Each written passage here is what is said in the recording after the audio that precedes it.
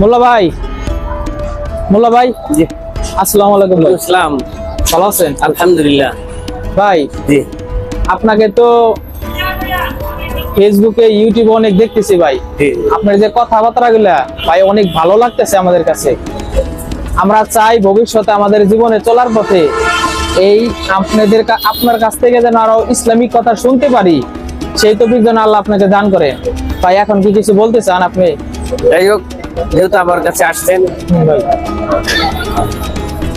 মাহে রমজান মাস চলতেছে, আজকে আপনাকে আমি একটা সুন্দর কথা বলে যাই বলুন।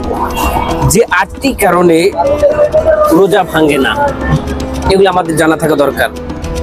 1 নম্বরে থুতু গিলে ফেললে, 2 নম্বরে চুল কাটা, জি 3 নম্বরে নখ কাটা, 4 নম্বরে মাথায় তেল মাখা, 5 নম্বরে মেহেদি লাগানো, 6 নম্বরে বমি করা, 7 নম্বর হচ্ছে যে কোনো খাবারের ঘ্রাণ নেওয়া, 8 নম্বরে সুগন্ধি মাখা বা ব্যবহার করা।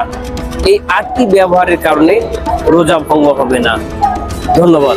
তো ইনশাল্লাহ ভাইয়ের কাছ থেকে আমরাও একটা নতুন কথা শুনলাম। যে কথা শুনলাম আমরা চেষ্টা করবো আমাদের ভিতরে দ্বিধাদ্বন্দ্ব না রেখে ভাইয়ের এইগুলা মানিয়ে চলার জন্য। ধন্যবাদ সবাই।